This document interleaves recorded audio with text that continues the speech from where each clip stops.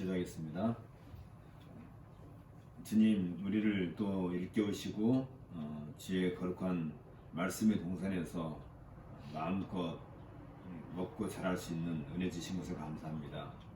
이제 이 말씀을 통하여서 우리가 좀 더 하나님의 그 깊으신 경륜에 대하여 깨닫고, 또 우리가 이 땅에서 무엇을 위하여서 살 것인지, 왜 살아야 되는지에 대해서 좀 더 생각할 수 있는 시간을 갖게 해 주옵소서. 예수님 이름으로 기도합니다. 아멘. 골로새서에서 가장 중요한 핵심적인 내용은, 골로새서에서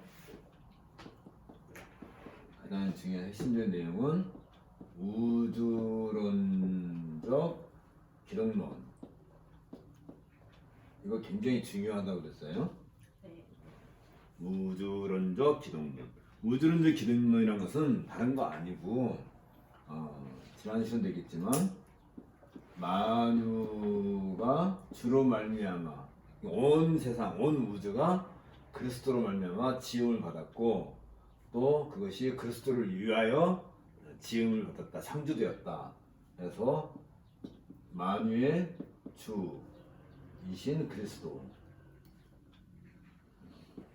이건 그리스도는 만유의 주이시다 할 때 만유를 충만케 하시는 분,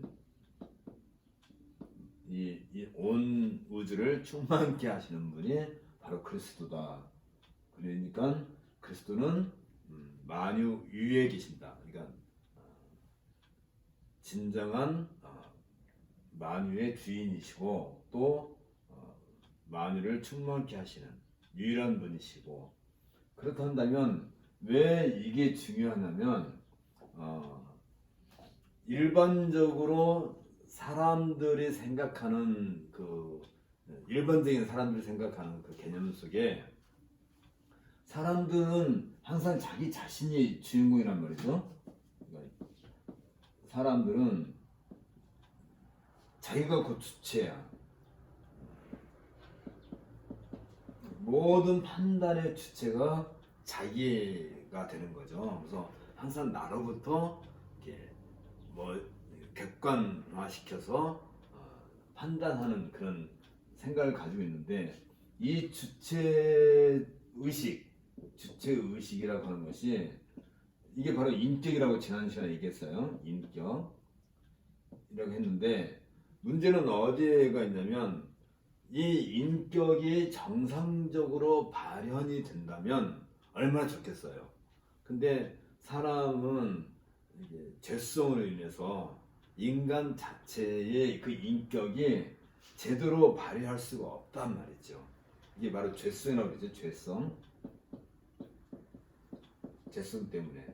그러면 이 인간이 만유를 바라볼 때 원래 죄가 없는 순수한 인격, 순수한 그 사람, 죄에 물들지 않은 사람이 만유를 바라보게 되면, 이 만유를 충만케 하시는 분이 누구라고요? 그리스도라고 한단 말이지.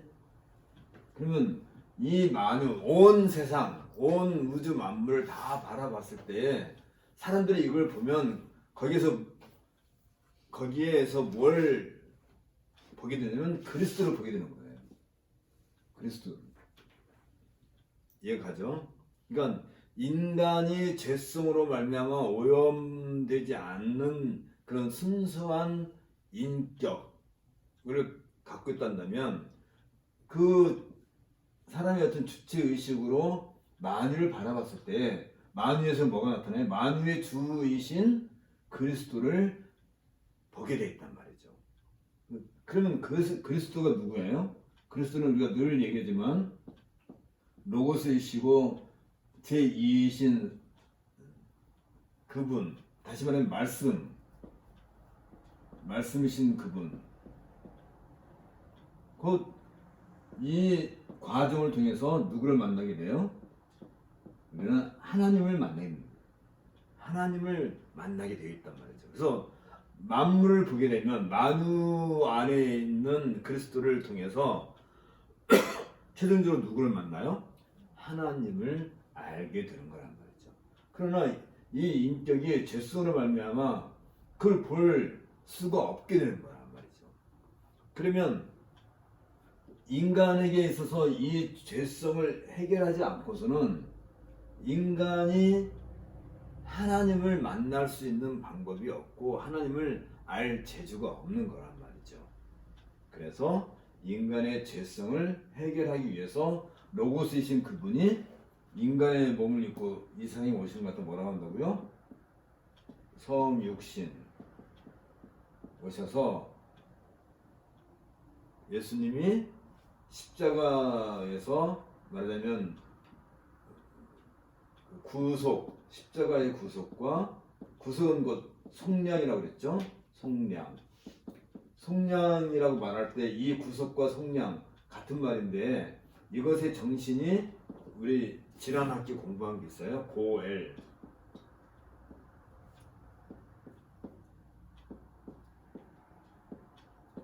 고엘이라는 이 기억나죠? 고엘. 중요한 구속, 속량, 고엘. 이 성육신을 통해서 걸 완성하신 말미암아 어떤 걸 했어요? 이 죄의 문제를 해결해 주셨단 말이죠. 죄가 뭐라고 하면 빚이란 말이에요. 빚을 탕감해 주셨다 하는 그런 의미로서의 고엘, 속량, 구속 이런 말을 우리가 사용한단 말이죠. 그렇다면 죄성으로부터 우리가 죄로부터 해방을 받고 다시 말하면 우리의 죄가 없이함을 받았을 때 우리의 인격, 다시 말하면 이 상태, 다시 말하면 이걸 잠깐 보세요. 이 죄성으로 물들어 있는 이 상태를 바울은 옛사람이라고 그러고 옛사람. 근데 탕감받아서 새로 된 사람을 상대적으로 뭐라고 하냐면 새 사람이라고 그러죠. 새 사람. 그러면 옛사람은 죄성으로 인해서 인격이 제대로 발현되지 않고 만유를 통해서 그리스도를 볼 수 없다 한다면 새 사람은 어떻게 되는 거예요? 새 사람은 지식으로부터 새로워져서 인격이 새로워져서 만유를 보면 만유에게서 이 만유는 everything이에요. 모든 거. 하다못해 뭐 풀 하나, 하다못해 뭐 장미 한 송이, 하다못해 뭐 길 가는 개미 한 마리를 보더라도 거기에서 뭘 본다고요? 그리스도를 통해서 하나님을 만나요. 하나님. 데오스 하나님을 만나는 이 과정에 자연스럽게 이르는 것이 되는 거란 말이죠. 그러니까 새 사람의 속성이 뭐라고요? 하나님을 아는 것이 새 사람이에요. 그러면 이 옛사람에서 우리가 빚을 탕감받아서 새 사람 되는 이 과정을 죽었다가 다시 살아나는 거. 죽었다가 다시 살아나는 이 과정이 누구랑 함께 했다고요? 그리스도와 함께 십자가에 죽었다가 그리스도의 부활과 함께 우리가 다시 살았다.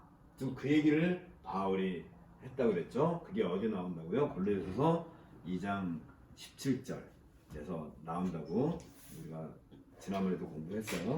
자, 그러면 이 죽었다가 다시 살아나는 것이 우리 일상에서, 이건 2000년 전에 예수님께서 십자가 죽으셨다고 부활하셨다는 얘기로 끝나는 게 아니라 우리가 직접 죽었다가 다시 살아나는 그 결정적 경험. 죽었다 살아난 적 있어요?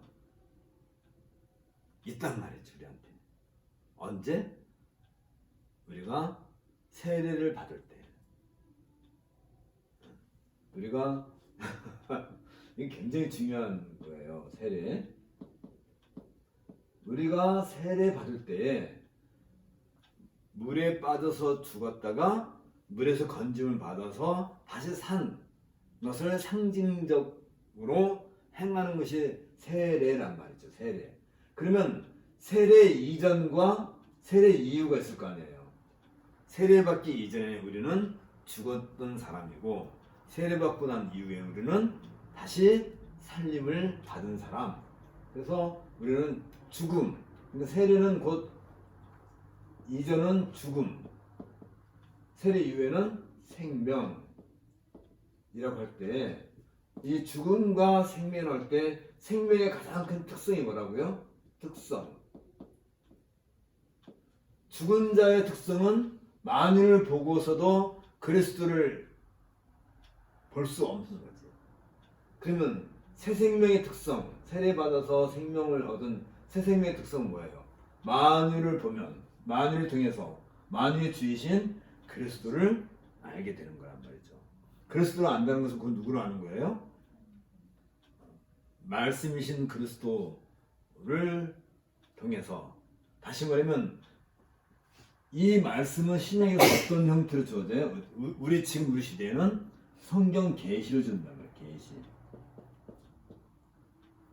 계시로 주어졌기 때문에 이 계시를 통해서, 다시 말하면 이 만유라고 하는 것은 사실 만유 자체도 아담이 타락했을 때 만유 자체도 이미 타락을 하죠. 그러나 우리가 새 생명, 여기 말하면 새 사람, 다시 살아나는 사람, 세례를 통해서 새 생명이 된 그 사람들에게 있어서는 이 만유를 통해서 그리스도를 알게 되는 그 과정을 말하자면, 이런 모든 과정, 그리스도를 알아가는 그 모든 과정이 무엇과 관련되냐면 계시와 관련돼요. 그래서 이 계시를 통해서 말씀 계시, 이 말씀은 우리에게 좀 자꾸 이야기가 중복되긴 하지만 이거 중요하니까 자꾸 얘기하는 거예요. 그러니까 이 말씀이 우리에게 계시를 주어질 때 두 가지로 보여준다 그랬죠. 하나는 눈에 보이지 않는 말씀, 그게 뭐냐면 계시, 성경이죠. 성경 계시. 그다음에 눈에 보이는 계시, 그게 뭐예요? 성찬, 성만찬. 그 떡과 포도주를 먹고 마시는 것 자체도 계시행위란 말이에요. 떡을 보면 그 떡을 통해서 누구를 봐야 돼요? 이 떡과 포도주는 누구의 몸과 피예요? 누구의 살과 피예요? 그리스도의 살과 피라. 그리스도께서 십자가를 지시기 전에 마지막으로 최후 만찬을 하시면서 떡과 포도주를 주시면서 이 떡을 받아 먹어라. 이것은 나의 몸이다. 이 피를 마셔라. 이것은 나의 피다. 그리스도의 몸과 그리스도의 피를 상징하는 게 성찬이잖아요. 그리스도의 몸, 또 그리스도의 피, 그리스도는 뭘로 상징이 돼야 돼요? 늘 말씀이란 말이에요. 로고스란 말이지. 그러니까 성경도, 성경 계시도 로고스고, 성찬식에서 우리가 먹고 마시는 떡과 포도주도 로고스란 말이죠. 거기까지 이해가 되죠? 그래서 우리는 늘 로고스인 그 말씀을 우리가 먹고 마시고, 또 성경 계시를 예배 시간에 이제 이게 다 예배 시간에 되어지는 거잖아요. 예배 시간에 말씀 선포로서 우리가 들을 때 거기서 우리는 그리스도를 알고, 그리스도를 안다는 것은 곧 하나님을 알게 되는 거란 말이죠. 이 과정이 다 놓고 보면 결국은 우리 인간이 모든 인식의 과정, 말하자면 죄사함을 받기 전에는 이런 일이 생길 수가 없어요. 중생하지 않으면, 이게 바로 중생이란 말이지. 옛사람이 죽어서 새 사람이 되었다, 살아나서 새 사람이 됐다는 것이 중생이라고 하잖아요. 중생, 리버스, 다시 태어났다, 중생. 한다면 이게 이제 중생이라든지 또 우리가 지금 얘기하는 그 모든 이 과정이 결국은 어디로 최종적 결론으로 연결되냐면 하나님을 아는 지식으로 가는 거예요. 그러니까 이 모든 것이 무엇에 대한 얘기예요? 하나님을 아는 지식. 그런데 이 하나님을 아는 지식에 있어서 바울은 골로새서에서 무슨 얘기를 하고 있냐면 특별히 우주론적 기독론, 기독이란 말 자체는 그리스도라는 뜻이에요. 그러니까 우주론적인 기독론을 통해서 무엇에 이르게 돼요? 결국은 하나님을 아는 지식에 도달하기 위해서 골로새서에서는 이 이야기를 하고 있다 그 말이에요. 이게 골로새서를 공부할 때 매우 중요한 내용으로 우리에게 주어지는 거예요. 그러니까 이런 바울의 의도를 우리가 이제 이해하지 못하면 골로새서를 읽을 때 곁길로 가기가 쉽겠지. 그러나 이런 내용을 우리가 이해한다면 골로새서를 읽을 때 공부할 때 훨씬 더 그 본의에 가깝게 된단 말이죠.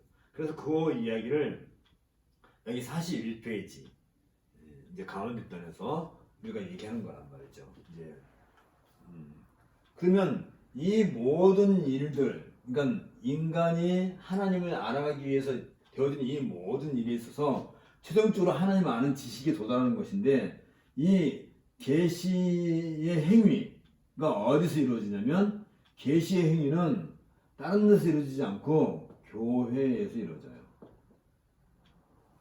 교회. 다시 말하면 교회가 계시인 성경 계시를 말씀으로 선포하고 성찬을 통해서 성만찬을 통해서 먹고 마시는 이 모든 일은 교회에서 이루어진단 말이지. 교회에서만. 그런데 바울은 이 교회가 이게 뭐라고 했어요? 성경 계시라든지 성찬은 곧 무엇과 관련된다고요? 월드, 로고스. 그럼 로고스와 교회는 이게 한 몸이어야 된다. 그 말이죠. 그건 이미 바울이 고린도 전후서라든지 로마서에서 이미 얘기한 거예요. 그래서 교회와 로고스이신 그리스도는 한 몸이다. 이 한 몸. 그러니까 결국은 이게 같은 말. 교회와 그리스도는 이게 별도로 있는 게 아니라 한 몸이다. 이 이야기를 하는 거지. 교회와 그리스도는 뭐라고요? 한 몸이다. 그래서 교회를 가리켜서 바울은 그리스도의 몸이라 하고 그리스도를 가리켜서 얘기할 때는 그의 몸인 교회 이렇게 얘기해요. 그러니까 같은 말이죠. 똑같은 말인데 교회를 가리켜서 말할 때는 그리스도의 몸인 교회 이렇게 얘기하게 되고 이 그리스도를 가리켰을 때는 그의 몸인 그리스도 그의 몸인 그리스도가 뭐예요? 그게 바로 교회란 말이지. 같은 말이지. 그러니까 논리적으로 보면 이게 같은 말을 어떤 쪽에 초점을 두냐에 따라서 그의 몸인 교회라든지 그의 그리스도의 몸인 교회라고 하든지 그의 몸인 그리스도 그의 몸이 뭐예요? 그의 몸이 이게 교회란 말이죠. 교회가 곧 그리스도라고 이렇게 말을 한단 말이지.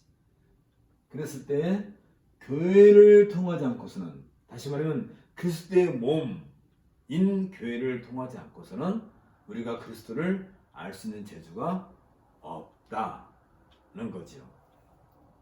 그러면 이런 과정 속에서 이제 물론 우리가 옛사람에서 새사람으로 되어지는 과정은 우리가 지난 시간 되겠지만 갈라디아서 2장 16절에서 얘기한 것처럼 여기에 결정적으로 뭐가 필요하다고 그랬죠? 요소, 믿음의 요소가 필요하죠. 믿음을 우리에게 주시는 거지. 내가 믿음을 찾아내는 게 아니고 나는 원래 믿음도 없고 그리스도가 누군지도 모르고 죄로 말미암아 이미 죽었는데 죽어있는 그 사람에게 믿음이 우리를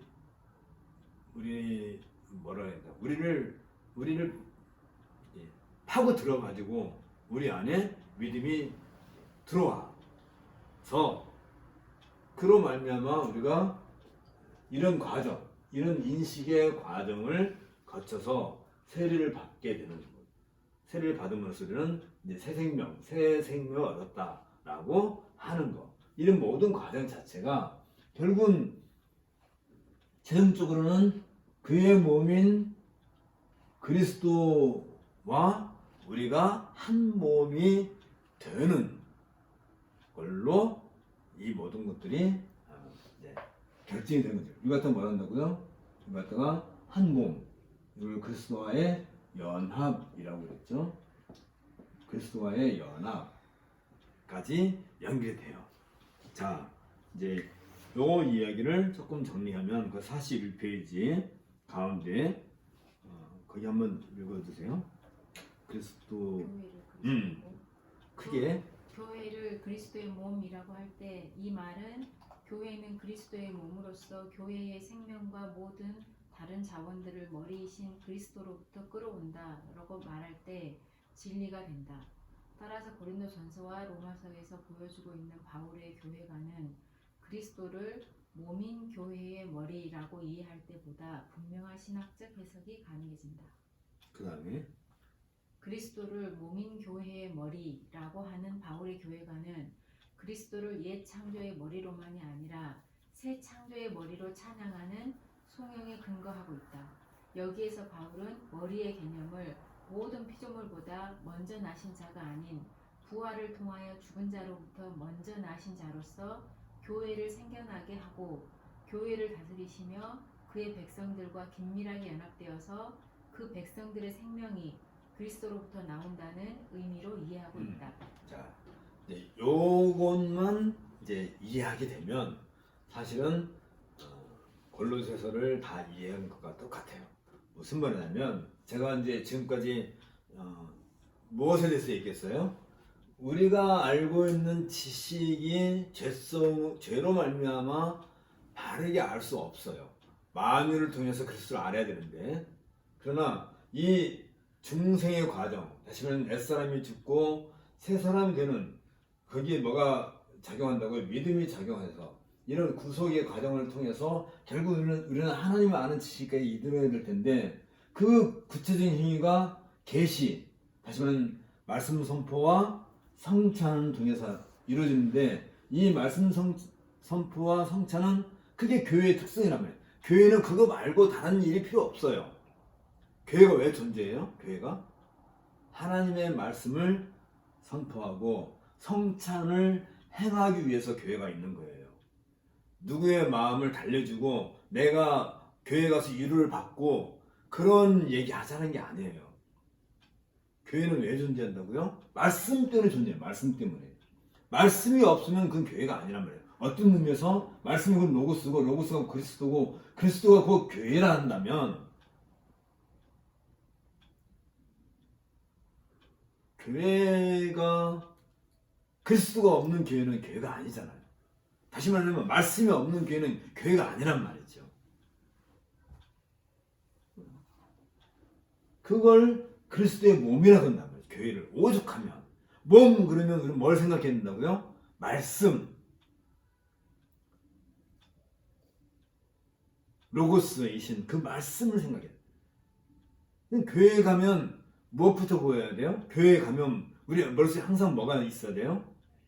그리스도의 말씀 외에는 교회에서 아무것도 찾을 필요가 없어요. 찾을 수도 없어요. 찾아서도 안 되고 다른 걸 그리스도의 말씀인 그리스도의 몸인 그 말씀 외에 다른 것을 교회가 성도들에게 줄 것도 없어요.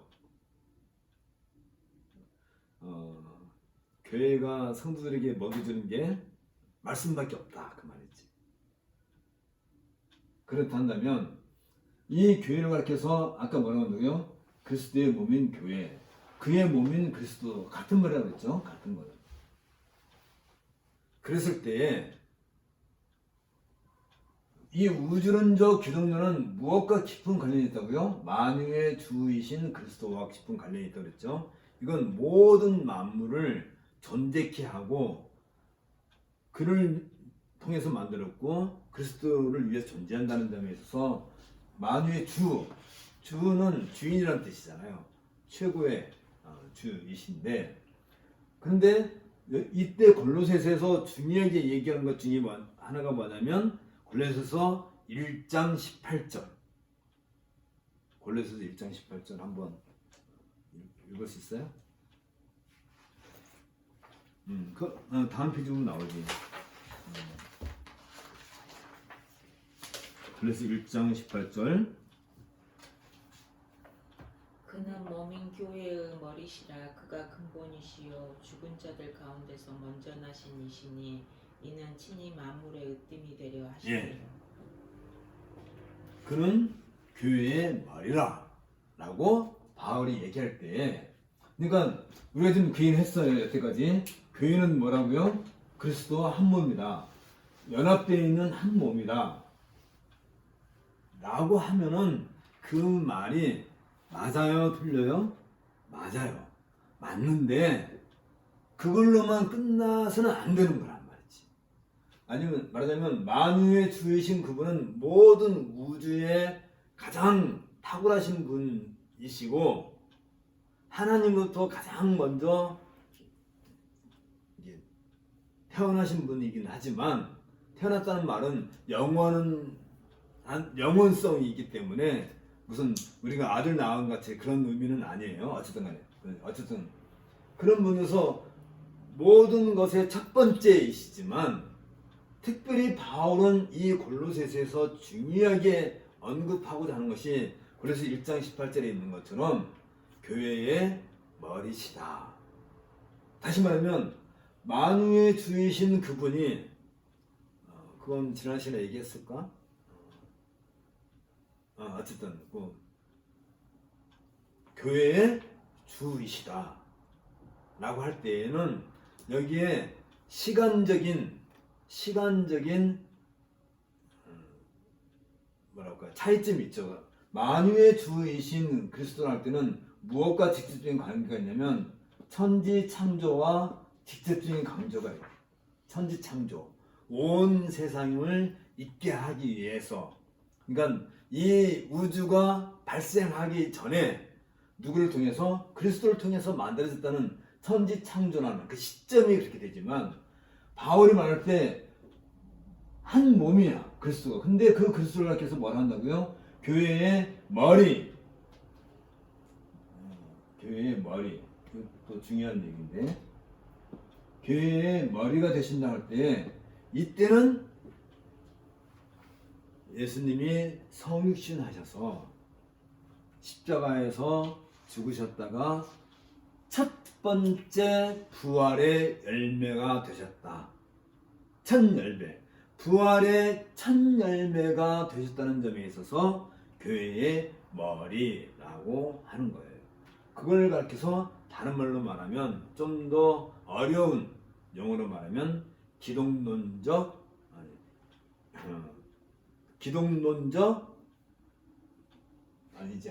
구원론적, 말 미안해요. 이 그리스도는 교회의 머리라 할 때, 교회의 머리라 할 때는 구원론적 기독론이 여기에서 나오는 거예요. 구원론적 기독론. 적어놔요. 잊어버리지 말고. 그러니까 우주론적 기독론이라고 하는 이 거대한 큰 그림을 바울은 그려주고, 특별히 그리스도의 십자가와 부활을 통해서 나타난 그 결정적 사건을 통해서 무엇이 발생이 돼요? 교회가 발생이 돼요. 그러면 교회가 발생됐다는 사실은 그럼 그 이전에 교회가 없었냐면 그건 아니에요. 뭐 그런 얘기가 아니라 지금 바울이 말하고자 하는 신학적 의미로서의 구원론적 기독론을 얘기할 때 그리스도께서 십자가에 죽으셨다가 부활하심으로써 무엇을 하냐면 부활의 첫 열매를 맺으시는 건데 그 부활의 첫 열매의 결정체가 뭐냐면 교회란 말이죠. 교회. 그러면 교회는 부활하신 그리스도의 몸이다 라는 말과 동시에 그 교회가 존재하게끔 되는 첫 번째 원인자가 누구예요? 부활하신 그리스도야. 다시 말하면 천지 창조할 때 모든 만물이 존재하게 되는 첫 번째 원인자가 누구예요? 그리스도라 한다면, 그래서 그리스도는 모든 만물 위에 계신 분이잖아요. 마찬가지로 부활하시면서 그리스도가 첫 번째 열매가 되었다는 것은 그로 말미암아서 교회가 발생된단 말이지. 다시 말하면 교회가 탄생하는 그 자체가 천지 창조와 동일한 존재적 의미를 갖는 거예요. 그래서 교회가 발생하는 이 자체를 가르쳐서 뭐라고 말하냐면 재창조라고 그래요. 다시 말하면 여기서 만유의 주로서 그런 창조의 직접적인 원인이 되신다면 교회가 발생하면서 재창조의 유일한 원인이 되시는 분이 바로 그리스도란 말이에요. 그런 의미로서 그리스도를 가르쳐서 교회의 머리라고 하는 거예요. 오케이? 어려워요? 정리합시다. 그러니까 우주론적 기독론에 있어서는 온 우주의 직접적인 창조의 원인자가 되시는 분이 그리스도라고 한다면 구원론적 기독론에 있어서 다시 말하면 교회와 관련된 그리스도에 대해서 말을 할 때는 그 그리스도를 뭐라고 한다고요? 교회의 머리라고 할 때에 그리스도로 말미암아 교회가 발생되는 그 사건, 그래서 2000년이 지난 지금 우리도 그 교회에 소속되어 있단 말이죠. 그런 것처럼 이 교회의 발생과 관련해서는 이것가 재창조라고 하는 거고, 그래서 바울은 이 재창조에 관련해서 말할 때 가장 유명한 말이 있죠. 고린도 후서 5장 17절이 이것과 관련된 것입니다. 누구든지 그리스도 안에 있으면 다시 지음을 받은 것이다 라고 할 때 다시 지음을 받았다, 재창조함을 받았다 하는 것이 뭐라고요? 그게 바로 교회랍니다. 교회. 그래서 우리가 교회와 관련해서 얘기할 때 이미 얘기했어요. 교회는 곧 뭐라고요? 그리스도의 몸이다 라고 할 때 그 말은 맞는 말인데, 그러나 그 말 속에는 무엇이 있었나고요? 그리스도는 교회의 머리시다 라는 것이 그 개념 속에 포함이 되어야 될 때에 가장 완벽한 신학적 해석이 되는 거예요. 자, 그러면 한번 물어봅시다. 교회는 그리스도의 몸이다. 그것까지 우리는 이해하죠. 그렇죠? 그리스도는 그의 몸인 교회의 머리다 라고 할 때에 비로소 그 말이 가장 온전한 의미로서 주어진다. 지금 그 얘기하는 거예요. 그래서 거기 가운데 보면 그리스도를 몸인 교회의 머리라고 하는 바울의 교회관은 그리스도를 옛 창조의 머리만이 아니라, 다시 말하면 이거예요. 만유의 주로서의 옛 창조의 머리로서뿐만이 아니라, 그 말은 뭐냐면 모든 피조물보다 먼저 나신 자 로서의 옛 창조의 머리로서만이 아니라 새 창조의 머리로. 새 창조는 무엇과 관련된다 그랬어요? 교회. 그러면 구약 시대의 교회는 어떻게 된 거야? 그건 그때도 있었는데, 아브라함이나 야곱이나 뭐 이게 다윗이나 뭐 모세나 구약 시대에도 교회가 있었지만, 그 교회는 감추어진 교회였다가 그리스도께서 부활하심으로써 새 창조를 하심으로써 구약 시대에 있었던 그 사람들이 비로소 눈에 보이는 교회로 가입이 되는, 그들도 그 새 창조의 결과물로서 교회에 온전한 회원으로 가입이 되는 거란 말이죠.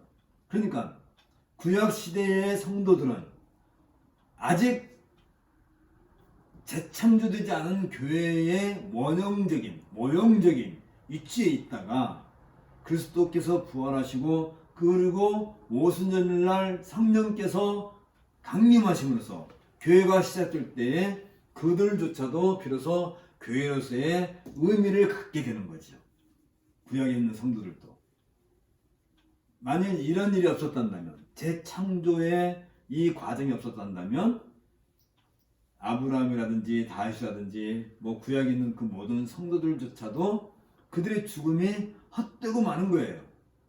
그리스도의 성육신과 십자가의 죽으심과 부활과 오순절날 성령께서 오심으로써 교회가 시작되는 이것이 없었다 한다면, 구약에 있는 그 모든 내용들은 그냥 다 헛것이 되는 거예요.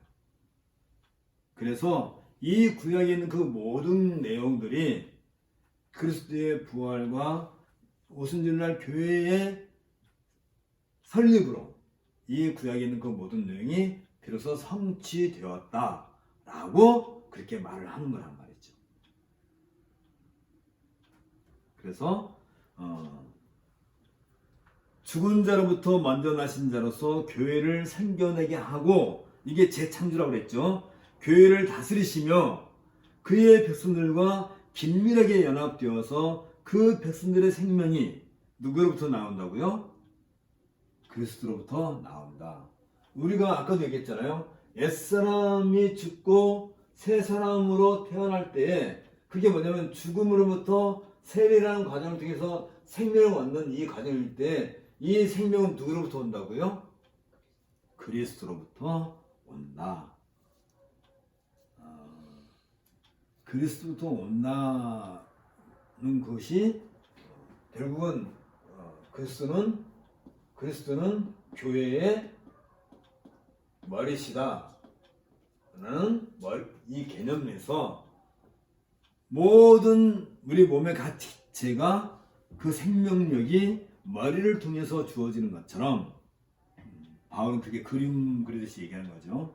머리로부터 모든 각 지체의 생명력이 주어지는 것처럼 우리 각 사람, 각 교회도 누구로부터 생명이 주어진다고요? 그리스도로부터 주어진다 라는 말이에요. 따라서 골로새서 2장 19절에서 온 몸이 머리로 말미암아 마디와 힘줄로 공급함을 얻고 연합하여 하나님이 자라게 하심으로 자라느니라 할 때, 여기서 하나님이 자라게 하신다 라고 하는 그 대상은 누구예요? 그게 바로 교회란 말이지. 교회. 하나님이 자라게 하시는 그 대상은 누구라고요? 바로 그게 교회란 말이지. 그래서 교회는 하나님께서 여전히 자라나게 하시는, 자란다는 것이 무슨 뜻일까요? 자란다는 거. 이게 뭐지? 이 마카 이게 있어요. 얘는 자라나나요? 여기다가 링거를 꽂아두고 아니면 땅에다가 이렇게 뭐야 흙에다가 이렇게 잘 심으면 얘가 자라나나요? 왜 자라지 않죠? 생명이 없기 때문에 자라지 않는다는 말이죠. 그러나 생명이 있는 것은 자란단 말이죠. 어떤 형태든지 자란단 말이죠. 그 의미가 교회는 뭐가 있는 거예요? 교회는 생명이 있는 거지. 교회의 생명. 생명의 가장 큰 특성이 뭐예요? 우리가 아까도 얘기했어요. 생명은 쭉 가가지고 올라가야 된다고요. 최종적으로 하나님 아는 지식에 이르러야 그게 참 생명이란 말이에요. 지식. 하나님 아는 지식에 이르지 않으면 생명이 아닌 거야. 생명이 자란다. 그럼 여기에 보면 하나님이 자라게 하심으로 자란다 할 때는 결국은 뭘로 그 특성을 자라나는 거예요? 드러내는 거예요. 교회가 자란다고 할 때는 하나님을 아는 지식에서 자라나는 거란 말이죠. 지난 시간에 제가 얘기했어요. 아주 그 지난 시간에 중요한 그 얘기를 했는데 녹화가 무슨 이유 때문에 도중에 끊어졌어요. 그 도중에 뒷부분이 없어진 거야. 근데 그 얘기가 바로 이 얘기했던 거예요. 우리가 하나님이 자라게 하심으로 자란다 한다는 것이 교회의 가장 큰 특성으로 있을 때 교회가 10년이 지나고 20년이 지나고 30년이 지났는데도 여전히 그 모양 그 꼴이라 한다면 발전이 없다면 아니 자란다는 것이 뭘 자란다는 거예요? 하나님을 아는 지식에서 자라는 거예요. 그거 말고 교회당 건물을 크게 자꾸 지어져 나가는 게 자라는 것이 아니에요. 교회당 건물은 처음에 10평에서 시작했는데 30평, 50평, 100평, 1000평으로 교회당은 늘려놨는데 사람들 모이는 사람들도 처음에 10명이 시작했다가 1000명, 2000명으로 늘어났는데 문제는 그 안에서 선포되어지는 말씀이 10년 전이나 20년 전이나 30년 전이나 그냥 똑같이 그냥 그 수준에 머물고 있고 거기에 있는 그 예배당에 모여있는 그 사람들 수준이 여전히 그 상태에서 더 이상 자라지 않는다면 그건 교회 아니에요. 그건 교회가 아니란 말이지. 왜? 생명의 가장 큰 특성이 어디에 있다고요? 이 모든 과정을 통해서 하나님의 계시가 선포되고 성천을 통해서 그리스도의 살과 피를 먹고 마시는 그 말씀을 먹고 마시는 그 과정을 통해서 무엇이 자라나야 된다고요? 하나님을 아는 지식이 자라나야 된단 말이지. 우리가 이제 여기서 공부 시작한 지가 벌써 이제 2년째가 돼가는 거예요. 그러면 2년 전과 지금을 비교했을 때 우리에게 과연 하나님을 아는 지식이 성장하고 있는지 자라고 있는지 그걸 봐야 되는 거지. 아니 그때나 지금이나 똑같다. 그때도 뭐 이 정도는 알고 있었어요. 근데 지금도 우리가 이렇게 2년 동안 열심히 공부했는데 그때나 지금이나 똑같아요. 내 수준도 똑같고 하나님 아는 지식도 똑같고 내가 성천을 받아먹든 뭐 하든 뭐 일상도 똑같고 하나 바뀌는 게 없어요. 그렇다면 우리는 잘하는 것이 아닌 거야. 안 잘한 거야. 그러면 우리는 뭘 한 거예요? 우리는 죽어 있는 거예요. 하나님을 아는 지식에서 내가 일깨움을 받고 자라지 않으면 그것은 결국은 우리는 죽은 거지. 아니 죽은 것이 아니라 우리가 같이 공부한 이 모든 것이 헛것이지. 헛것. 여러분들은 그동안 헛것을 위해서 이렇게 시간을 낭비한 것이 되는 거예요. 그런데 과연 우리 안에 이런 생명의 변화, 생명의 자라남이 있다면 무엇에 대해서? 하나님을 아는 지식에서 누구를 통해서? 로고스이신 그리스도를 통해서만. 왜냐면 하나님은 영이시기 때문에 절대 보이지 않아요. 우리가 하나님 만질 수도 없고 느낄 수도 없고 뭐 어떻게 할 방법이 없어요. 근데 오로지 누구를 통해서만? 그리스도의 말씀을 통해서만 하나님을 아는 거란 말이지. 그러니까 그리스도를 통해서 하나님을 아는 지식이 우리에게 발생이 되고 성장하는 그 과정이 나타나지 않으면 그게 증거예요. 그게 증거야. 새 생명을 얻은 결정적인 증거가 뭐냐면 노골적으로 얘기해서 구원 받았어요? 라고 할 때 우리가 구원 받았다는 무슨 확신이 있나요? 솔직한 얘기로. 물론 세례가 우리에게 구원받았다는 어떤 외형적인 표지는 돼요. 그러나 세례 받았다고 다 구원받나요? 그러면 우리가 구원받았다라고 할 때 아니 조금 더 그냥 좀 더 노골적이면 천국 갈 거냐고. 천국 갈 거예요? 그래가지고 천국 갈 수 있어요? 너는 천국 갈 자신 있어? 라고 물을 때 내가 구원받았다든지 내가 천국에 간다든 어떤 보증, 사인,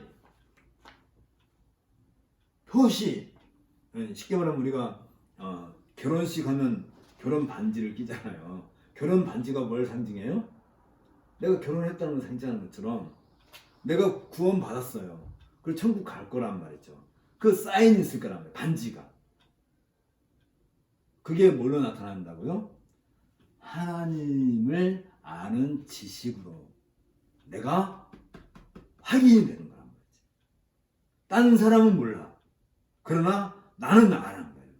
그게 누구를 통해서 된다고요? 여기 골로새서 2장 19절에서 그렇게 하는 것이 누가 그걸 해주신다고요? 골로새 2장 19절에서 여기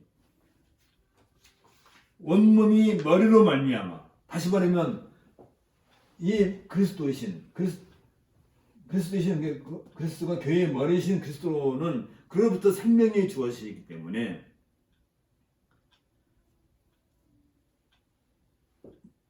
온몸이 머리로 말미암아 마디와 힘줄로 공급함을 얻고 연합하여 하나님이 자라게 하심으로 자라느니라 할 때 거기에서 생명이 어떤 특성이 있어서 싹이 나고 가지가 나고 이파리가 나고 꽃이 피고 열매가 맺는 것처럼 그게 다 무엇이라고요? 하나님 아는 지식이란 말이지. 그런 것들이 다. 그럼 우리에게서 과연 나에게서 하나님을 아는 지식이 그렇게 자라고 있냔 말이에요. 그걸 다른 사람은 몰라도 나는 알아야 되는 거지. 그런데 내가 그걸 가지고 있단다면, 내가 하나님을 아는 지식을 가지고 있단다면 이 지식에 생명은 말이죠. 생명은 절대 감출 수가 없어요. 생명은. 무생물은 이게 이 안에 생명이 있는지 없는지 시간이 걸려야 확인돼요. 상당한 시간이 지나야. 그래서 가지가 나오고 이파리가 피고 꽃이 필지 그거 어떻게 알아요? 이거 상당한 시간이 가야 알지만 생명은요 하루하루가 표가 안 날 수가 없어요. 생명은. 아기를 키우면 알잖아요. 아기가 하룻밤 지나고 나면 아침에 지나고 나면 달라지는 거죠. 생명은 절대 감출 수가 없는 거예요. 그러면 우리 안에 하나님이 자라게 하심으로 이 생명이 자람으로써 하나님 아는 지식이 날마다 성장하고 있다면 그걸 내가 감추고 싶어도 감출 수가 없는 거예요. 그게 나타날 수밖에 없는 거예요. 어떻게 나타날까요? 무엇으로 나타날까요?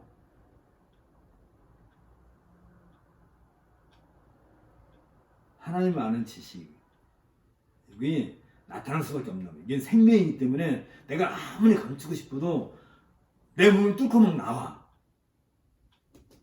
뚫고 막 나와요. 어디에서 그 생명력이 가장 크게 발현이 될까? 잘 생각해 봐요. 내가 지금 여러 말을 했지만 딱 한 얘기만 하고 있는 거예요. 딱 한 가지 얘기만 하고 있는 거예요. 무엇에 대한 얘기하는 거예요?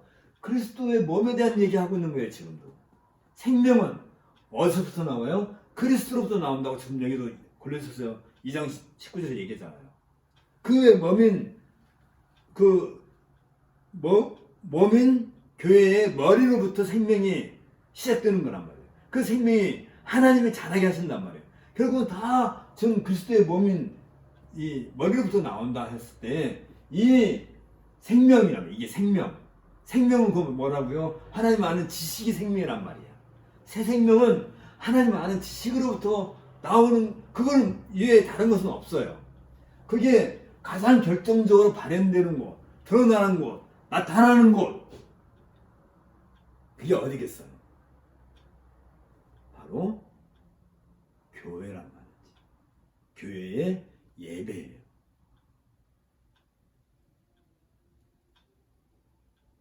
물론 가정에서도 나타나겠죠. 가정에서도 아이들 대하는 태도도 달라질 것이고, 직장에서도 나타나겠죠. 직장 동료 대하는 태도도 달라질 것이고, 또 사회에서 나타나겠죠. 다시 말하면 참된 생명을 가진 그리스도인들이 사회 곳곳에서 자기 역할을 함으로써 그 사회의 어떤 변화도 나타날 수 있을 거란 말이죠. 그런데 그게 사실은 잘 안 보여요. 그게 뭐 잘 보이게 보이나요? 금방 안 보여요. 그런데 가장 확실하게 드러나는 방법, 가장 확실하게 나타나는 것이 있는데 그게 어디서 나타나냐면 교회에서. 언제 나타나냐면 예배를 통해서 나타나는 거예요. 예배. 아까도 얘기했어요. 교회에서 하는 일이 뭐라고요? 예배예요. 하나님의 말씀이 선포되고 성찬식이 시행되는 그 자체가 예배란 말이지. 예배는 시작에서부터 끝까지 그리스도의 로고스인 이 말씀과 상관없는 게 아무것도 없어요.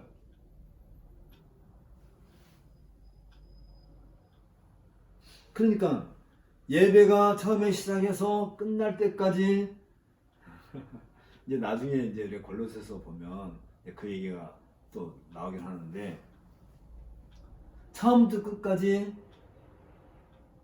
말씀과 관련 없는 거예요. 하다못해 기도하는 것도, 말씀을 선포하는 것도, 그리고 찬송하는 것도, 찬송도 무엇을 하라고요? 시편이라든지 그리스도의 찬송시라든지 이런 걸 하라는 말이에요.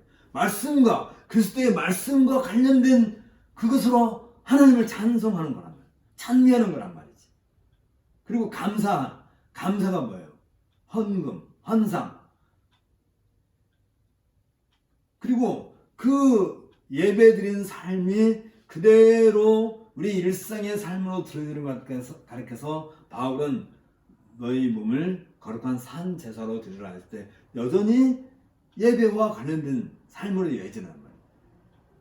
그러니까 교회에서 우리가 공예로 모여서 예배드리는 그때에 우리의 생명이 가장 확실하게 나타나는 것이고 그 연장선상에서 우리 일상의 삶에서 우리의 생명력이 발휘가 되는 거란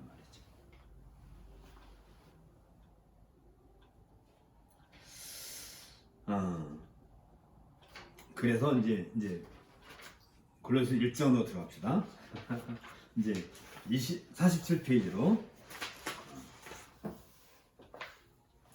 오늘 우리가 굉장히 중요한 내용을 얘기를 했어요.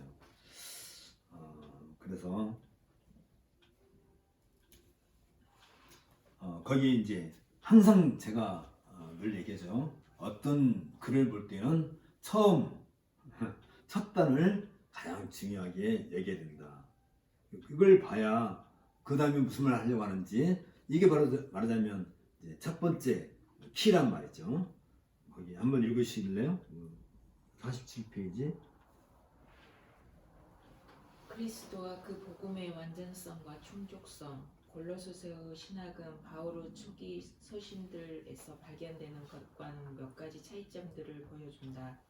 만물에 대한 머리로서 그리스도의 지위와 신성의 충만으로 충만케 되어 있는 그리스도에 대한 명시적인 이해가 훨씬 분명하게 서술되고 있기 때문이다. 그리스도는 우주적 실체로서 인식되고 있는 교회의 머리로 이해되고 있다. 그 그리스도 안에서 성도들은 구속을 받고 죄사함을 받아서 하나님과 화해를 이루고 있으며 그들의 새 생명은 그리스도에게 감춰져 있고 아직 나타나지 않았지만 그리스도와 더불어 죽었고 다시 살리심을 받았다. 이러한 내용들은 분명히 이전의 바울 서신서들보다 발전된 바울의 교회관을 보여주고 있다. 예. 이제 이 골로새서를 이제 우리가 본문을 본격적으로 이제 시작할 때 바로 골로새서의 가장 큰 특성은 여기에 좀 이제 한마디로는 아니지, 한 문장으로 한 단락으로 이렇게 해놨어요. 자, 거기 중요한 내용들을 한번 정리해 봅시다. 만물에 대한 머리, 이건 뭐라고 그랬죠? 우주론적 기독론이죠. 만물에 대한 만유의 주이신 그리스도. 그러면 그 그리스도는 누구예요? 그리스도의 지위는 만물의 머리시다. 그 말이 이제 그리스도의 지위죠. 그런데 그 그리스도는 만유의 주라고 할 때 만유를 충만케 하시는 유일한 분이시단 말이지. 신성으로. 그리스도는 곧 하나님의 본체이시니까 하나님의 신성을 가장 완벽하게 나타내시는 분으로서 모든 만유에 하나님의 신성으로 유일하게 충만케 하시는 분이란 말이죠. 그게 뭐라고요? 다 그게 우주론적 기독론과 관련 있는 것이에요. 그런데 그리스도는 우주적 실체로서 인식되고 있는, 그러니까 그렇게 우주적인 최고의 머리신 그분이 또 다른 말로서 어떤 분이라고요? 교회의 머리로 바울은 이해를 하고 있단 말이에요. 아까 우리 얘기했어요. 교회의 머리라고 할 때는 무엇과 깊은 관련이 있다고 그랬어요? 교회의 머리라고 할 때는 예수님의 부활과 직접적인 관련이 있고, 왜 교회의 머리라고 한다고요? 예수님의 부활의 참열매가 되심으로써 부활에 참여한 모든 성도들, 그게 곧 교회가 비로소 발생이 되기 때문에 그런 거예요. 그래서 재창조라는 말을 쓴다고 그랬죠. 그러니까 이건 교회의 머리로 이해되고 있다 할 때는 재창조라는 의미를 찾아야 돼요. 그 그리스도 안에서, 그러니까 재창조된 그 상태에서 그 그리스도 안에서 성도들은 무엇을 받아요? 구속은 죄사함이죠. 구속과 죄사함을 받고, 우리가 구속과 죄사함이라는 것은 아까 보세요. 구속, 속량, 탕감, 고엘은 다 죄성과 관련해서 주어지는 거죠. 죄사함이라는 것은, 죄는 뭐냐면 하나님과 우리 사이가 단절된 상태를 죄의 결과라고 한다면 그것이 회복되는 거. 그러니까 그리스도께서 이 구속을 통해서 뭘 하게 돼요? 하나님과 우리 사이가 단절된 것을 그리스도께서 이렇게 화해시켜 주셨다는 그 말이 되는 거예요. 그들은 새 생명을 받은 거야. 누가? 교회는 새 생명을 받았는데, 그런데 이 새 생명은 아직 우리에게 완전한 새 생명으로 주어지지는 않았단 말이죠. 어떤 면에 있어서 우리는 세례를 받아서 죽었다가 살아났다는 내 세례의 경험을 갖고 있지만, 이것이 완전히 상치되는 것은 언제예요? 내가 죽었다가 다시 부활해야 되는 거지. 죽은 적 있어요? 죽은 적 있으면 이 자리에 없겠지. 그지? 그러면 죽었다가 정말로 부활을 했을 때에 비로소 새 생명이 발현되는 거지. 지금 우리는 누구예요? 우리는 옛사람이 죽었고 새 사람을 덧입었을 때 이 새 사람은 새 생명인데 새 생명이 우리에게 주어진 거야. 덧입혀진 거야. 옛사람을 벗어버리고 새 생명을 입었어. 그래서 우리는 어떤 과정이 필요하다고요? 새 생명을 입으면서 하나님이 자라게 하심으로 자라느니라는 말씀처럼 우리는 늘 자라는 걸로 우리가 새 생명을 가지고 있는 특성을 드러냈지만 이 새 생명이 가장 완벽하게 새 생명으로 됐을 때는 언제 되는 거예요? 내가 죽었다가 부활하는 거예요. 우리는 언제 죽었다가 부활을 해요? 내가 죽어야 돼. 정말로. 그럼 언제예요 그게? 우리가 죽었다가 다시 부활할 때가 언제예요? 그리스도께서 이 세상을 다스리고 있는 동안에는 우리는 새 생명이 계속 자라는데 이 새 생명이 계속 자라서 마침내 완벽한 새 생명으로 태어나는 그때가 그리스도께서 재림하실 때 우리의 이름을 부르실 거란 말이에요. 제3남 이렇게 우리의 이름을 부르시는 날이 오는 거예요. 그날 우리는 완벽한 새 생명이 돼요. 그러니까 지금 우리는 새 생명을 입긴 입었지만 새 사람으로 살긴 살지만 여전히 우리는 연약한 육체에 갇혀 있는 거예요. 그걸 가르쳐서 바울은 뭐라면 육체의 텐트, 이제 우리 육체를 갖다가 텐트라고 그래요. 육체 텐트 안에 내가 갇혀 있는 거예요. 그래서 우리는 늘 연약한 상태를 아직은 갖고 있는 거예요. 아직은 늘 얘기죠. 아직 아닌. 그러나 어쩐다고요? 우리는 마침내 그리스도의 몸으로서 완벽한 부활체로 새 생명을 입는 그 날이 올 거란 말이죠. 그래서 그 상태를 지금 우리는 뭐라고요? 지금 이 교회의 상태, 지금 우리의 상태는 뭐라고요? 우리의 생명이 누구 안에 감춰져 있다고요? 그리스도 안에 감춰져 있다 한다면 또 얘기해요. 그리스도는 항상 뭘 생각하라고요? 그리스도라는 말 단어만 나오면 항상 말씀, 항상 로고스, 워드, 더 워드, 그 말씀. 우리는 늘 이 말씀 안에 감춰져 있는 거예요. 그리고 그 생명은 아직은 드러나지 않았지만, 완벽하게 드러나지 않지만, 우리의 새 생명이 가장 잘 드러나는 것이 뭐라고요? 교회는 곧 그리스도라면 교회는 곧 말씀인 거야. 그러니까 교회에서 선포되어지는 그 말씀을 들을 때 내 생명이 꿈틀거리는 거지. 쉽게 말하면 어린아이가 어머니의 젖을 먹을 때 그 아이가 젖을 꾹꾹 삼킬 때 거기에 생명의 환희, 생명의 나타남, 생명의 자라남, 그 아이가 그것을 통해서 자라나는 것처럼 우리도 그 말씀을 먹고 마실 때 자라나는 그 특성이 있는 것인데, 이건 우리가 골로새서에서 아주 중요하게 여길 것. 그래서 이 교회와 관련된 그리스도를 얘기할 때는 구원론적 기독론이라고 우리가 말을 한단 말이죠. 오케이?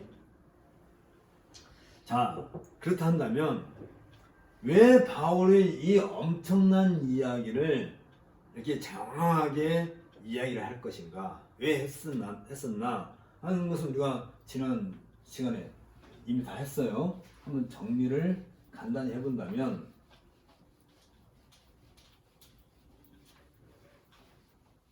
그게 이제 세상 사람들이 가지고 있는 신에 대한 지식, 다시 말하면 우리는 지금 이 모든 것이 다 누구에 대한 얘기예요? 중생한 사람, 새 생명을 갖고 있는 우리들과 관련된 얘기지만 이 세상 사람들, 다시는 불신자들, 세상 사람들 에게는 새 생명이 있어요, 없어요? 없는 사람들이지. 이 세상 사람들은 어떤 종교를 가지고 있냐면 이 신의 세계, 귀의라고 그러죠. 이 신의 세계에 귀의하기 위해서는 누군가의 중개자가 필요해요. 내가 신의 세계로 직접 갈 수가 없어요. 항상 누군가의 중개자가 필요해요. 이거 갖다가 아이온이라고 하는 거예요. 다시 말하면 천사들, 아이온 숭배했죠. 이게 천사, 아니면 해, 또 달, 별, 또 뭐 그밖에 뭐가 됐든지 간에 이제 이런 것들이 어떤 인간의 어떤 그 인화라고 해야 되나? 그게 뭐냐면 쉽게 말하면 이상들 생각은 이게 신이란 말이에요. 신. 뭐 헤라 신이라든지 뭐 다이아나 신이라든지 이렇게 이런 데가 인격체로서 이름을 붙여준 것이 이제 뭐 제우스 신이라든지 그런 거잖아요. 그러니까 이런 신들의 도움을 받아서 이걸 갖다 이제 아이온이라고 하는 건데 이런 신들의 도움을 받아서 이 신의 세계에 들어가는 거예요. 신의 세계는 이쪽은 어둠이고 이 세상은 어둠이고 이쪽은 빛의 세계란 말이지. 그래서 어둠의 세계에서 빛의 세계로 가는 것 같다가 그 사람들은 귀의 또는 뭐 구원이라고 하든지 어쩌든지 가요. 그게 예를 들면 이 세상 사람들이 뭐 극락으로 간다든지 뭐 천당을 간다든지 뭐 그런 거죠. 그러니까 그럴 때 뭐가 필요하다고요? 이 중개자가 필요한 거예요. 그래서 불교에서는 이 중개자 역할을 뭐가 하는 거예요? 부처가 하는 거지. 석가모니라고 하는 그 부처가 아닌 석가모니라고 하는 사람이 섬기는 어떤 그 불상과 같은 어떤 그런 것들, 그 불상으로 만들어진 거죠. 거기에도 불교에도 그 불교에도 일종의 그 중개자가 있어요. 그 뭐지? 불교에서 제일 많이 우리가 잘 알고 있는 게 뭐지? 이게 뭐 불교에서 많이 쓰는 말 있잖아. 뭐 아미타불 뭐 할 때 아미 내가 잘 뭐 석가모니 말고 그 아미타불 할 때 그거 무슨 뭐라고 하는데 저건 그런 것들이 있단 말이죠. 어쨌든 간에 그런데 천주교에서는 누가 그 중개자 역할을 해요? 마리아가 그 얘기를 하죠. 마리아. 이 마리아는 옛날 종교에서는 하늘 여신,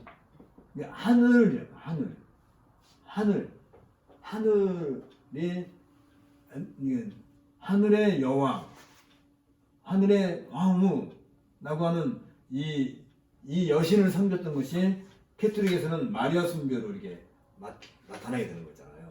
이런 중개자들이 필요한 거란 말이지. 그러면 어떤 일을 해야 되냐면 이들에게 잘 보여야 돼. 이 중개자들한테 잘 보이려면 뭘 해야 돼요? 정성을 우리는 치성 드린다고 했죠. 그러면 치성 드릴 때 빈손으로 가면 안 되죠. 뭘 갖고 가야 돼요? 예물을 가져가야지. 예물을 가지고 정성스럽게 치성을 드려요. 다곤신 아니 몰렉신이라고 있어요. 그 바나안에는 몰렉신을 섬기는 사람들은 자기 자식을 갖다 바쳤어요. 그래 불에 태워 죽여요. 그러니까 그 당시 사람들은 자식을 자기가 이제 자녀가 있으면 우리처럼 자녀로 생각하는 게 아니라 그냥 물건을 생각하는 것 같아요. 그러니까 소 한 마리 갖다 바치는 거나 내 자식을 하나 갖다 바치는 거나 그 사람들은 똑같이 생각하는 거예요. 그런 것처럼. 그러니까 이런 것들을 통해서 신의 세계에 들어간다라고 보통 사람들은 생각하는 거란 말이지. 그러나 바울은 이것이 아니다는 거죠. 이렇게 할 수 없는 거지. 그러니까 이 영적인 세력들이 이것에 대한 이런 잘못된 생각들에 대해서 바울은 고쳐주고 우리가 신의 세계에 귀의하는 것이 아니라 자 이걸 보세요.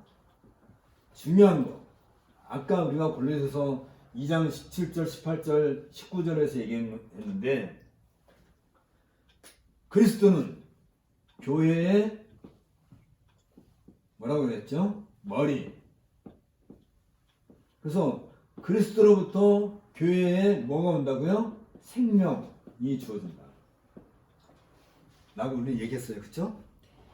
그래서 하나님이 이 생명이 자라게 하신다. 그래서 늘 기독교는 우리가 아는 기독교는 우주의 머리이시고 교회의 머리이시고 만유의 주이신 그분으로부터 우리의 생명이 늘 주어지는 거예요. 우리의 생명이 위로부터 하늘로부터 우리에게 계속해서 공급되어지는 거란 말이죠.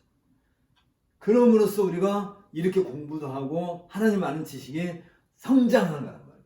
그런데 세상에 있는 이런 사상, 종교는 뭐예요?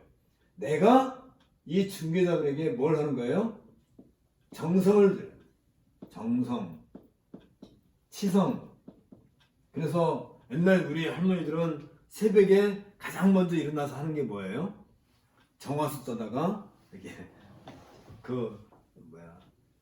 신에게 부엌의 신에게 정지신 또 몽달귀신 또 무슨 장독신에게 이게 비나이다 또 북두칠성 이렇게 비나이다 이렇게 치성을 드리는 걸로 이게 한단 말이죠. 그런데 이제 우리가 갖고 있는 그런 미신들은 어디까지만 있어요? 딱 거기까지만 있는 거야. 이 중기자에게 비는 걸로만 끝나. 일반 미신들은. 그러니까 일반 미신은 거기까지만 하고 끝나는 거예요. 그러나 종교라고 할 때는 그 종교 뒤에는 항상 뭐가 있어요? 죽고 난 뒤에 비연도 돼요. 새로운 세상을 추구하는 게 종교란 말이지. 그러니까 솔직한 얘기로 우리 얘기해봐요. 우리 미신 섬길 때 미신 섬기는 사람이 천국 갈 걸 바라고 미신 섬기나요? 미신에는 그런 게 없어요. 천국 개념도 없고 비연도 돼요. 죽고 난 뒤에 어떤 개념이 없어요. 그냥 이 땅에서 잘 먹고 잘 살면 돼. 어떻게? 신에게 치성을 잘 드리면 내가 화를 안 입고 그냥 뭐 일상이 잘 되고 내 자식이 잘 되고 대학 가고 뭐 이렇게 성공하고 그것까지밖에 없는 거야. 그게 일상의 미신이야. 그런데 우리가 교회에서 예배드리는 사람들이 기껏 생각하는 것이 교회 가서 치성 드리듯이 헌금하고 기도할 때 뭘 기도해요? 우리 자식 잘 되게 해달라. 내 사업 잘 되게 해달라. 뭐 이런 걸로 끝나면 그건 미신과 똑같으잖아요. 그렇지 않아? 그건 미신 갖고 있는 사람도 그 정도는 하는 거란 말이에요. 그래서 점치는 사람한테 가가지고 점도 치고 뭐죠? 그 점쟁이한테 주는 걸 갖다 뭐라 그러지? 복채? 복채라고 하나? 뭐라 하나? 그걸 주고 그걸 받아오는 거잖아요. 뭐 부적도 받아오든지 뭐 굿을 하든지. 근데 우리 교회도 그러냔 말이에요. 우리 복채 내듯이 헌금하나요? 내 자식 잘 되라고 헌금하냐 말이에요. 아니면 나 건강하고 우리 남편 사업 잘 되라고 헌금하냔 말이에요. 그건 복지지. 그건 연보가 아니란 말이죠. 그건 미신이란 말이죠. 뭐라고요? 이 미신은 거기까지만이야. 이 아이언들, 말하자면 매개자, 중개자, 그것을 달래는 것에 끝나면 미신이고, 그걸 통해서 신의 세계, 열반의 세계, 또는 극락, 아니면 뭐 천당, 이걸 이야기하면 그건 종교예요. 그건 세상 종교가 그래요. 이슬람도 그렇고, 천주교도 그렇고.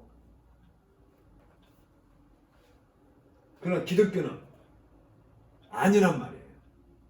이런 중개자를 섬기지 않아요. 성모 마리아를 섬기지 않아요. 기독교는 그리스도로부터 만유의 주이신 그분, 그리스도의 머리인 그분이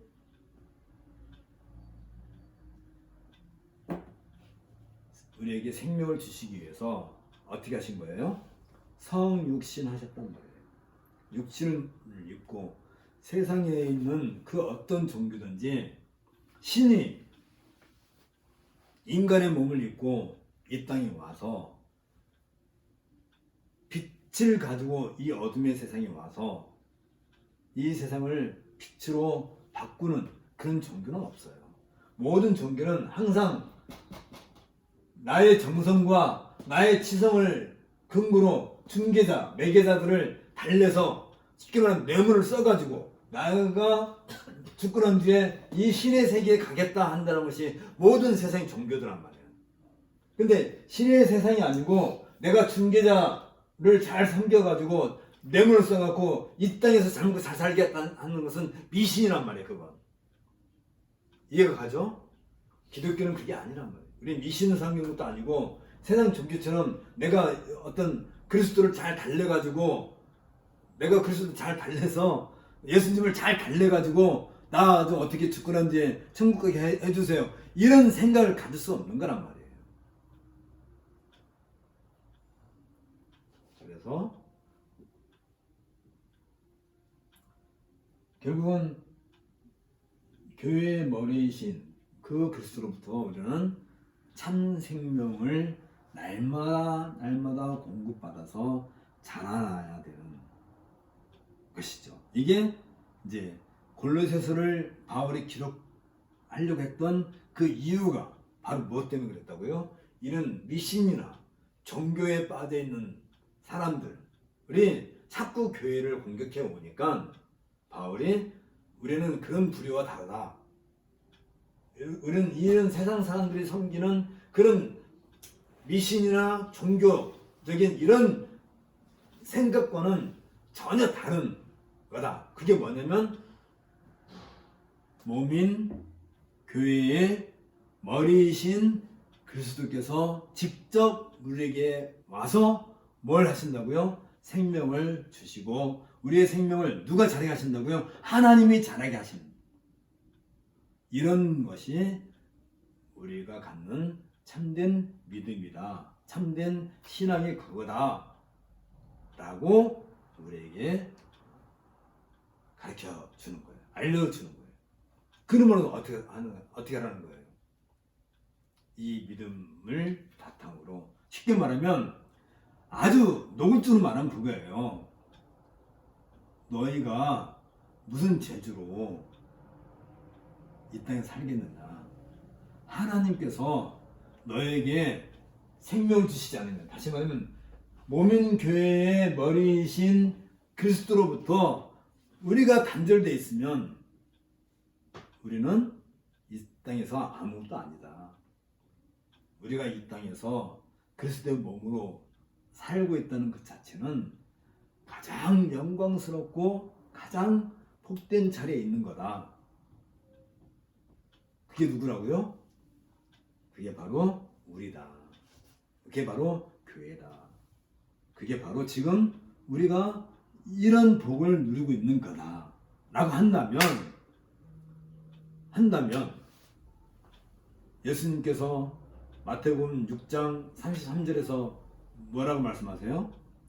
마태복음 6장 33절에서 먼저 너희는 그의 나라와 그의 의를 구하라. 다시 말하면 먼저 너희는 하나님의 나라. 하나님의 나라가 뭐예요? 물론 우리가 부활해서 새 생명이 완성되는 그날에 가는 것이 하나님 나라겠지만 지금 하나님의 나라는 교회예요. 근데 그 교회의 특성이 뭐라고요? 하나님의 나라와 그의 의를 구하라. 교회는 곧 의란 말이에요. 의가 뭐예요? 의가 하나님이 하시는 일이 의야. 하나님께서 행하시는 일이 의야. 그게 선이고 그게 참이야. 하나님께서 하시는 일이 아닌 것은 악이고 그건 거짓이에요. 그런데 하나님이 하시는 일이 뭐라고 그랬어요? 아까 골로새서 2장 18절에서 다시 들어가서 읽어봐요. 2장 19절에서 41페이지. 이게 오늘 우리가 공부한 말씀의 핵심인데 골로새 2장 19절에서 뭐라 한다고요? 하나님이 하시는 일, 이게 그게 뭐라고요? 골로새 2장 19절. 우리 같이 읽읍시다. 시작. 온몸이 머리로 말미암아 마디와 힘줄로 공급함을 얻고 연합하여 하나님이 자라게 하심으로 자라느니라. 그게 하나님의 의야. 하나님의 의가 뭐라고요? 교회가 하나님의 말씀으로 그리스도의 몸인 그리스도인 그 교회의 머리이신 그분에 의해서 생명력이 계속 공급되어짐으로써 자라게 하심으로써 우리가 날마다 자라나는 것. 자라나는 것이 뭐라고요? 하나님을 아는 지식에서 자라나는 것. 이것이 하나님의 나라와 그의 의를 구하는 거예요. 마태복음 6장 33절이 그 뜻이에요. 오케이? 그러면 우리는 한순간도 하나님을 아는 지식에서 절대로 뒤로 물러설 수 없는 거예요. 그것이 구약에서는 뭐로 나타나는 줄 아세요? 구약에서는 여기 하나님을 아는 지식에 있어서 가장 완벽한 그 이야기가 십계명의 제1계명. 첫 번째 계명. 너는 나 앞에서 다른 신을 내 앞에 두지 마라. 너는 다른 신을 내 앞에 두지 마라 할 때 그 다른 신은 어떤 다른 신이라고 그랬죠? 하나님을 알되 하나님으로 알지 않고 내가 알고 있는 내 지식으로 알고 있는 어떤 고정된 형태의 하나님. 다시 말하면 하나님을 아는 지식은 날마다 자라야 된다고 그랬죠? 근데 어느 순간에 멈춰버려. 그리고 이것을 갖고 내가 하나님을 안다고. 아까도 얘기했죠? 우리의 새 생명에 가장 잘 발현되는 것이 어디라고요? 교회 예배인데 내가 일주일 전에 알고 있는 그 하나님의 지식 가지고 지금 예배에 참여하고 있다면 나는 죽은 거야. 날마다 성장해가는 그것이 참 생명의 모습인 것처럼 하나님을 아는 지식이 날마다 성장해 나가야 그게 뭐라고요? 생명이에요. 그게 생명. 그게 그리스도께서 우리에게 주시는 생명의 특성인 것이고 하나님 우리를 자라게 하시는 것이고 똑같은 얘기를 내가 1시간 내동 같이 하고 있는 거예요. 하나도 다른 얘기가 없어요.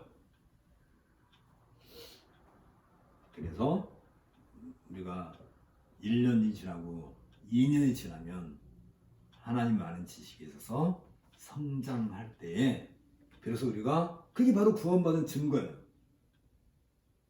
이게 결혼만 지킨 것과 같단 말이지. 그게 곧 우리가 하여금 뭘 하는 거예요? 우리가 천국에서 다시 죽었다가 다시 살아나는 날 우리가 천국에서 만날지 안 만날지 어떻게 알아요? 자신 있어요? 자신 있냐고. 천국에서 우리가 다 이렇게 만날 자신이 있냐고. 근데 그 증거가 뭐라고요? 그 증거가 내가 하나님을 알아가고 있는지, 내가 하나님을 알아가는 데 있어서는 도무지 뭐 더 발전이 없는지, 아니 나는 하나님을 아는 것 자체가 싫어. 난 하나님 잘 모를 거야. 그러고 있는지 내가 하나님을 아는 지식이 날마다 발전한다는 것이 첫 번째 계명이라고 했잖아요. 제1계명.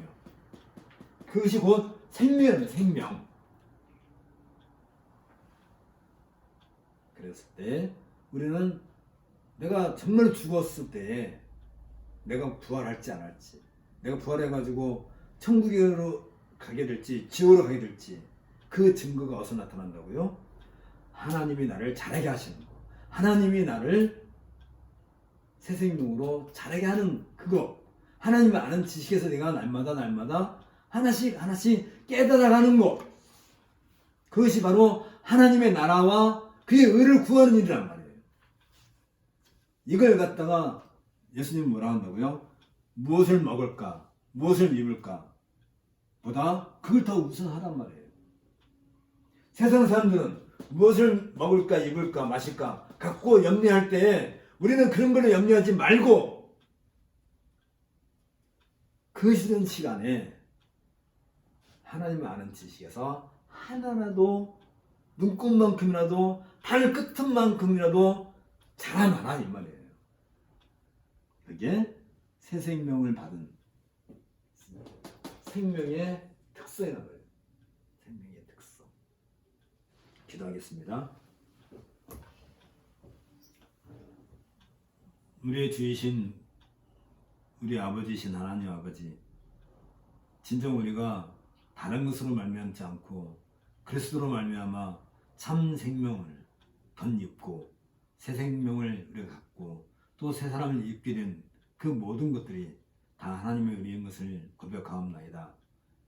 이제 그럼으로써 우리 안에 이 생명의 특성이 더 높이 드러날 터인데 우리가 하나님께 예배하는 모습에서 또 하나님을 날마다 알아가는 그 모습에서 우리가 참된 생명의 특성을 잘 나타내고 드러낼 수 있도록 은혜를 더하여 주옵소서.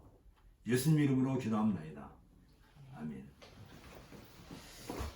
수고했습니다.